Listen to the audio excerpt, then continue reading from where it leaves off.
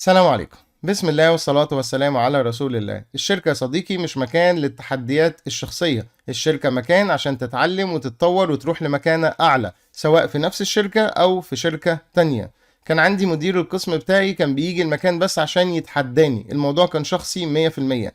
كان بيجي يثبت لي إن أنا مبفهمش حاجة، ولو في حاجة بفهم فيها يبقى هو بيفهم فيها أكتر مني، واثبتت له مليون مره ان كلامه غلط ودخلت الناس بينا، وبرضه التحدي مازال موجود، الموضوع شخصي 100%. فانا دوست معاه في الطريق ده، وكانت اسوأ فترات حياتي ان انا ما اتعلمتش حاجه، وكان المود بتاعي دايما بايظ، وشخصيتي اتغيرت ان انا عايز اتحدى دايما، والموضوع بقى فيه انتقام وحاجات كده كتير ملهاش لازمه، مش المفروض تبقى موجوده في حياتك، وخصوصا في مرحله التعلم او في مرحله ان انت بتبني شخصيه وبتبني كارير.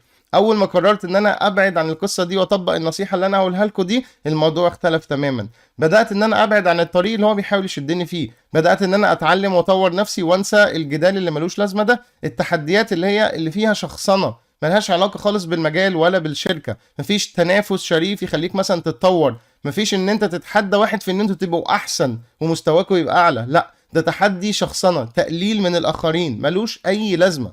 بدأ يشدني للطريق، فبدأت أقول له خلاص تمام هقرا عنها إن شاء الله والله المستعان وخلاص، لحد ما فعلا هو عجز إنه يشدني لطريق التحدي والشخصنة ده، وبقيت أنا في حالي. لما فضلت في حالي وبدأت أتعلم وأتطور، ربنا سبحانه وتعالى أكرمني في نفس المكان، وبقيت في قسم تاني بمرتب أعلى، وشوية ورحت المكان تاني خالص ومرتبي اتضاعف. حاجات كتير جدا حصلت لمجرد بس إن أنا سبت طريق التحدي اللي ملوش لازمة. في حاجات كتير جدا هتقابلك في الشركة ملهاش لازمة، شخصنة، حاجات بره الشغل، شغل خالتي اللتاتة، صراعات جانبية كلها ملهاش علاقة. انت داخل الشركة عشان حاجتين: الحاجة الأولى تقدم للشركة المطلوب منك عشان تحلل لقمة عيشك، ولو اتبقالك وقت من الشغل تطبق الحاجة التانية، هي انك تطور من نفسك أكتر، بعيد عن التطوير العادي اللي هو الخاص بالشغل اللي في الشركة، عشان كأنك كده شغال الوقت بتاع الشركة كله، واتكلمنا عن الكلام ده في فيديوهات قبل كده.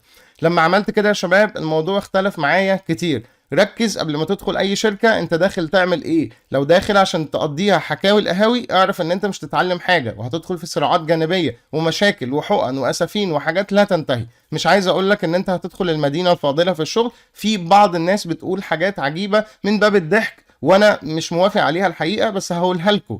يعني في ناس بيقولوا احنا شغالين مع كفار قريش، وناس بتقول احنا شغالين مع يهود. بغض النظر عن المصطلحات دي وان هي غلط، بس هم بيشبهوا الحالة بتاعت الشغل، جو الشغل عامل ازاي. اكيد بيعانوا جدا وشافوا مشاكل كتير جدا، وده ادعى لانك تعمل النصيحة اللي بقولك عليها، انك تبعد يا سيدي عن الفئة اللي انت سميتها كفار قريش دول، وخليك في حالك وطور من نفسك، عشان اما انك تبقى في منصب كبير للشركة فكفار قريش دول يتحولوا يبقوا ناس كويسة معاك عشان انت بقيت اعلى، او تروح يا سيدي شركة تانية ربنا يكرمك بناس تانية، وتبعد عن المصطلح اللي انت قلته عن الناس دي، وتواجه ناس كويسة وربنا يكرمك بناس جميلة ما تقولش عليهم كده.